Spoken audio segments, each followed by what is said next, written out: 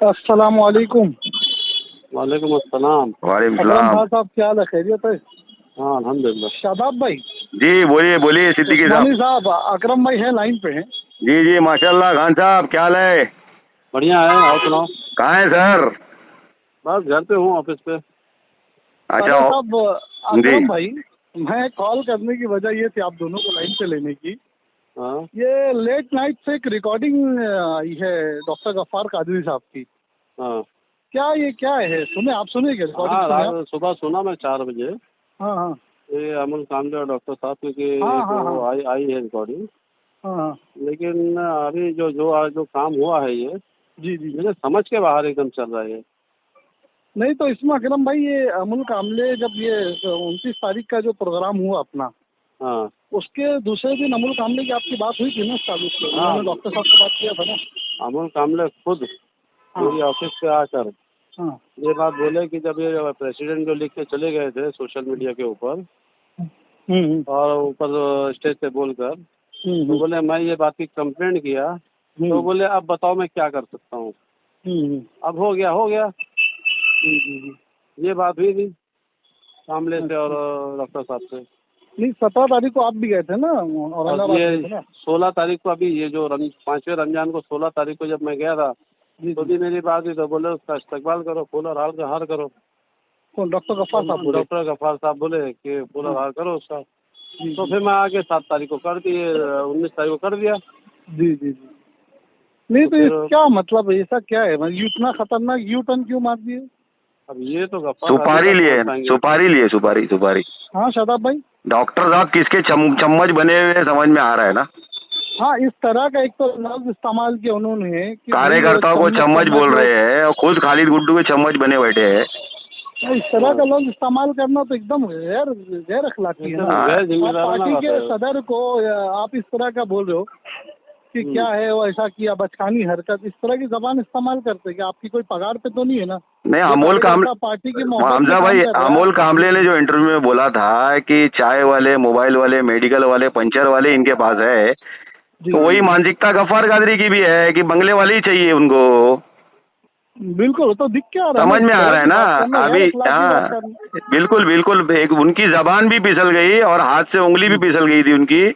और आप जो लोकसभा प्रभारी जिनको असद अवैसी साहब ने बनाया है, उनको बोल रहे हैं कि जाओ सदर बना दियो, इस्तेकबाल करो, और उसके बाद अचानक हृदय परिवर्तन हो गया कल रात में। तो ये समझ नहीं आ रहा क्या करना चाहिए। ये समझ में आ रहा है ना भाई, कौन है जो 13 मार्च को जो खालिद गुड्डू की डेट 27 मार्च को पड़ी, तब से मार्केट में ये अफवाह है कि खालिद गुड्डू को जेल से बाहर कोई ला रहा है, कोई है जो पैसे खर्चा कर रहा है। तो वही सालन चावल डाला है डॉक्टर साहब पे भी, कुंबले साहब के ऊपर भी। हो सकता है। समझ में आ रहा है ना, पैसे की सियासत है ना, और क्या है। इस तरह का यू टर्न मारना तो कोई एकदम तो समझ के बाहर की बात है। अगर आपको ये मामला था भी, अगर आपका कुछ मामला था, तो आप ये 26 दिन बाद आप इस तरह की बात कर रहे नहीं हैं। नहीं, मेरे को फोन करके डॉक्टर साहब बोलते ना कि शादाब भाई हमने आपको अध्यक्ष नहीं बनाया है और वो गलती से हुआ है, आप इसको मत चलाइए, मामला वहाँ क्लोज होता था। 26 दिन के बाद डॉक्टर साहब का अचानक मुंह खुलता है, वो भी कॉल रिकॉर्डिंग पे, जिसमें समझ में आ रहा है बाकायदा कॉल रिकॉर्डिंग बनवाई गई है डॉक्टर साहब के कहने के मुताबिक। तो वो समझ में आ रहा है ना कि कार्यकर्ता वो जो मुखलिसाना तौर पे असद अवैसी, अकबर अवैसी साहब के मूवमेंट को आगे बढ़ाना चाह रहे हैं, कि जो इनकी तोड़ी पानी के में बाधा आ सकते हैं, उनको मैदान से बाहर करो।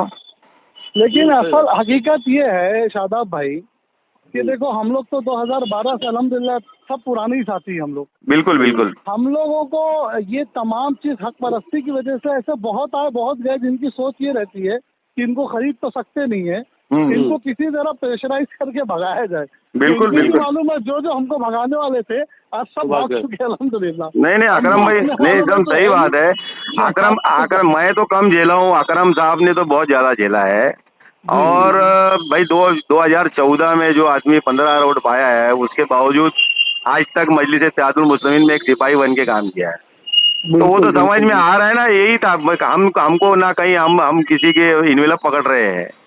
तो ये कहानी यही है कि भाई ये जो अनिल जी कुंबले साहब जो काम कर रहे हैं, तो वो आदरणीय पूजनी जो आ रहे हैं, हाँ, तो वो आदरणीय पूजनी के लिए कोशिश है ये।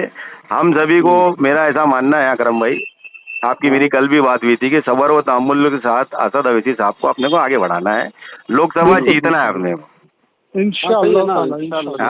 हाँ। और हम सब तो इंशाअल्लाह ताला जमात के साथ थे, हैं और रहेंगे, और जमात के साथी को जिताना है।